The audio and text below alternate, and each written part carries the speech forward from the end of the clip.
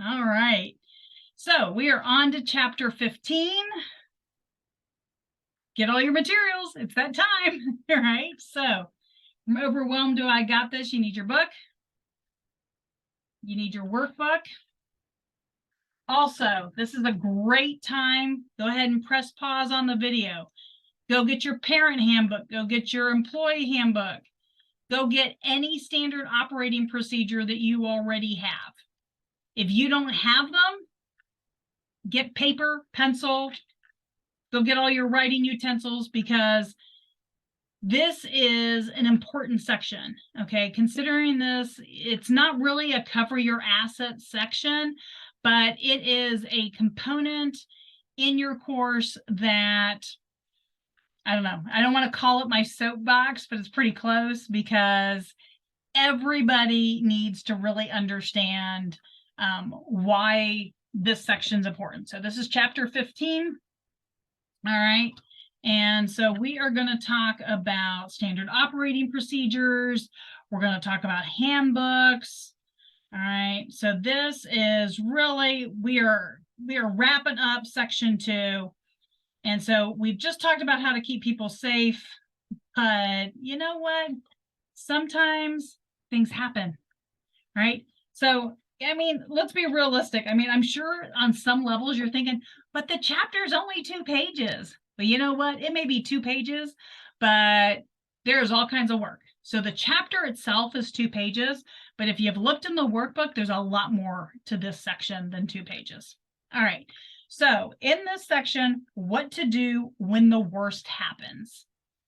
I mean, this could be a whole book in itself, right? What to do when the worst happens. So I want you to think this through. Do you have a standard operating procedure for when the worst happens? I'm hoping you don't. I mean, to be honest, but do you have a standard operating procedure for when something really bad happens? Do you even have a standing operating procedure for just when a kid gets picked up by a squad? Do your staff know exactly who goes with that child to the emergency room? All right, so I'm going to tell a story. My oldest son, his very first day at a summer program when he was 6, he was out playing because it was the summer, right? Very first school ager, right? Very first thing they do is they get the kids outside because it's cool. And, you know, he wasn't doing anything terrible. He was pushing a kid on a tire swing. And he went down on his shoulder. Again, didn't look like anything terrible, but he ended up breaking his clavicle. And they did what was right. You know, they called 911. They did they filled out all the paperwork, but there was a lot of chaos on site because there were 2 staff. And they knew one of them had to go with him to the hospital. But then that left 1. And then all of a sudden they were on a ratio and they didn't know what to do. And so here's a situation where they didn't have a standard operating procedure in place because they didn't think to call when they called 911. They didn't think to also call their director to make sure that the director got there so that when somebody went with him with the squad to the emergency room to meet parents, that there, so there were missing pieces. So what I'm asking you to do is to make sure right now, today, you get all your standard operating procedures in place, right? Like this is when you start getting them together. All right. So a lot of us, before we even open our doors, we have our parent handbook. So I'm not asking you to get your parent handbook in order if you don't already have one, but I want you to look at this checklist. So look at the checklist and see if you have everything on here. Okay. Some of the things that a lot of times people don't think about is your social media piece. And it's not just social media, it's talking to your parents and your staff about social media relationships. So let's think about that. Do you want your staff to be friends with your parents? And do all of your staff understand what that means? That means that if they're out partying with their friends on a weekend and they don't come to work on a Monday, that means the parents know where they were. The parents know why they didn't show up to work. Do you want your staff to be able to babysit for parents? Do you want your staff to be able to have that kind of a relationship with your families? There's that fine line between teacher, family, and friend. This is between you. This is your business. So this is something that you have to ask yourself and you need to make the decision for, and it needs to show up in your parent handbook, needs to show up in your employee handbook, needs to show up in your standard operating procedures, but it also needs to start with you. Remember, whatever you put in the parent and employee handbooks, you as the director and the owner need to be following too. So if you already know you've got good friends, best friends who go to your program, then that's going to be hard for you to put some of that stuff in there if you aren't already following it. So keep that in mind. When you're talking about your employee handbook, also when you're talking about things like phones, sit down and really talk to your staff and make sure they understand about all of the obligations related to privacy of their phone. You know, let them know that you respect what they do in their own time as their own thing. But if a kid sees an inappropriate picture on their phone, do they understand what that means to them? Are they aware that they have now shown porn to a child?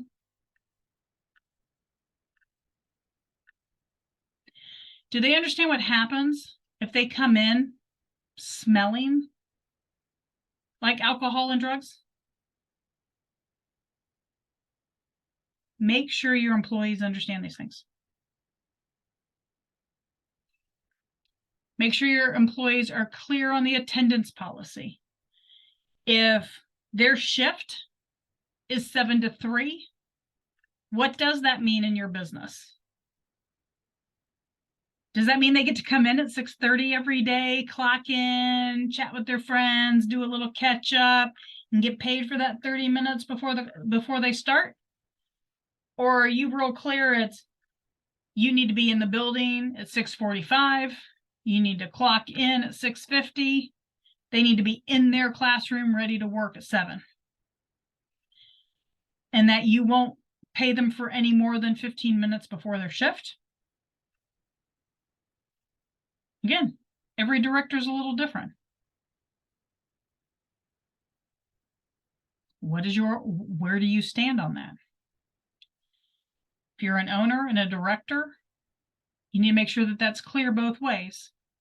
If you're a director and you're not in charge of the owner, and you're not the owner, if you're not in charge of the budget, if you ever see things change, if anything's ever contradictory, put together a standard operating procedure immediately. I love an SOP.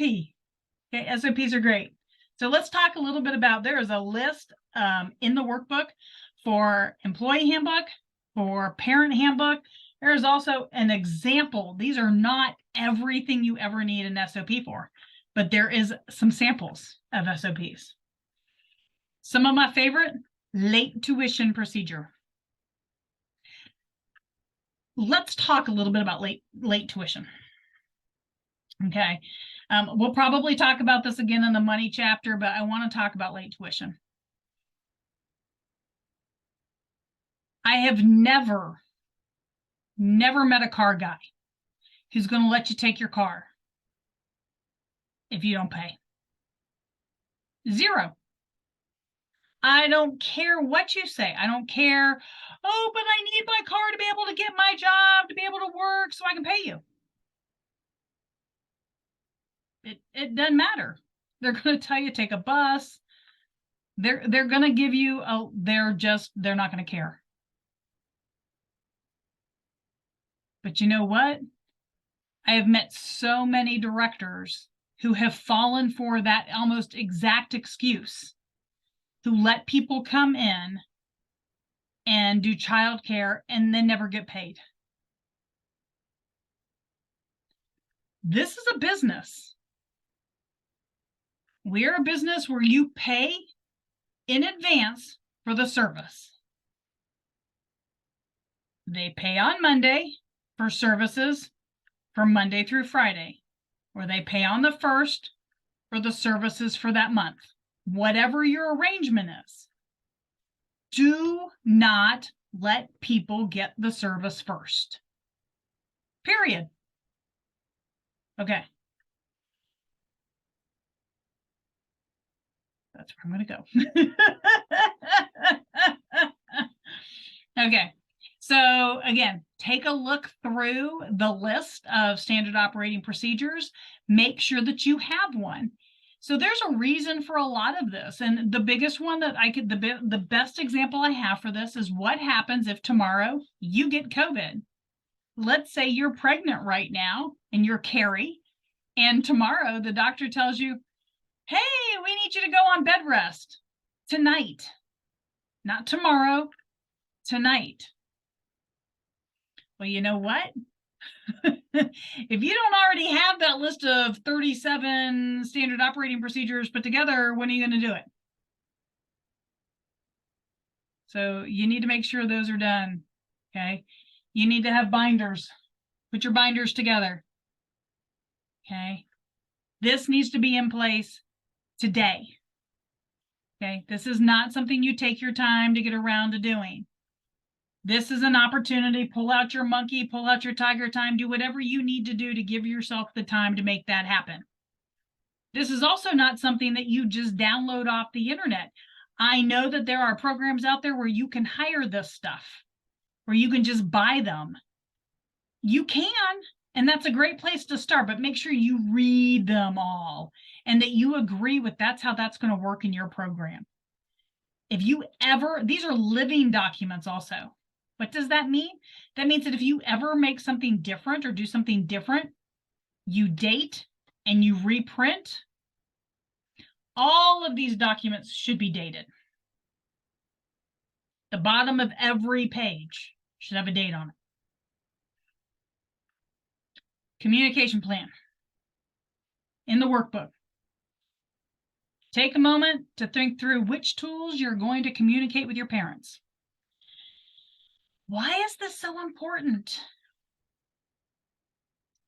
Think about how you're going to communicate with your parents about everything.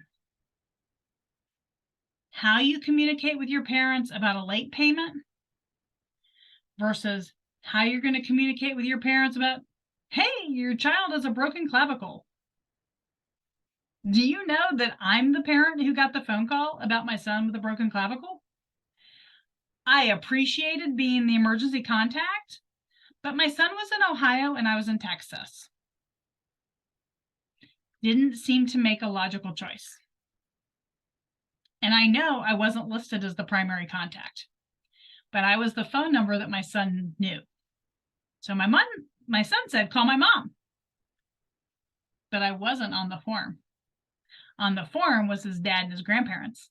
His grandparents literally lived 3 blocks from where the accident happened.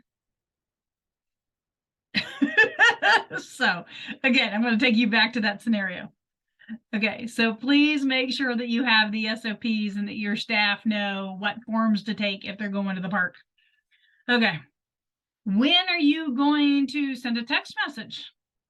If you're using fancy software that has all kinds of gadgets and gizmos, make sure you know what the software will keep In other words, what records.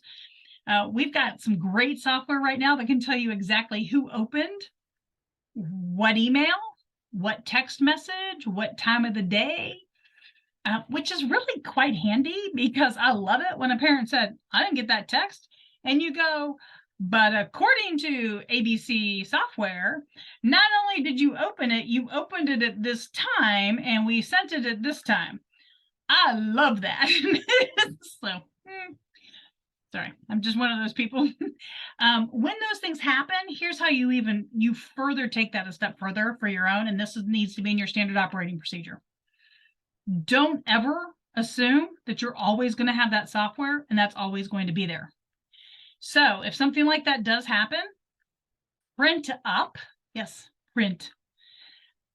the record that shows that not only the parent got the message and that they read it. I want you to print it, initial or sign, in other words, whoever printed and signed that document, and put it in the child's folder. All right, should be part of your standard operating procedure. Finally, the last part of this chapter, 7 ways to demonstrate your credibility. So let's think about how and why parents choose a child care center or a program. Okay, so there's a lot of different ways and reasons parents choose child care centers. If you have not surveyed your parents, you need to survey your parents. And you may not need to survey them every year, but survey them regularly and ask them how they came to your program. Ask them what they looked for. Some of them may have looked for bachelor's degrees. Some of them may have looked for NAEYC accreditation. Some of them may have looked for the word accreditation because they thought that that was a big deal. Again, this is where that educating your parents is important. Educating the community is important. So you want to make sure that the parents in the community are educated.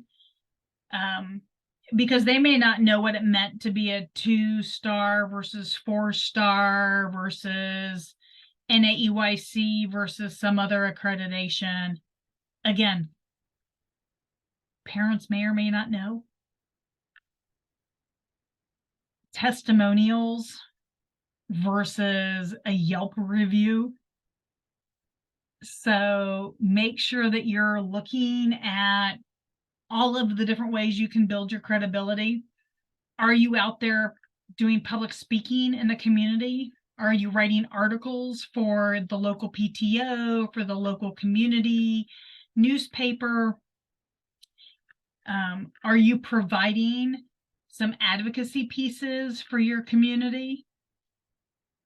You need to be relevant. You need to be timely. The parents need to see you as the expert. If you're not sure how to do that, ask us. Send us an email. Let us help you. But I'm pretty sure you know how. All right. So we want to make sure that you are involved in your community. We want to make sure that you have the winning image. We want to make sure that people look at you and your program and go, that's where I want my kid. So, all right. So the next part, the next section, section 3, that we're going to look at is all about building your program. So make sure that you're ready, that you've got your notebook ready.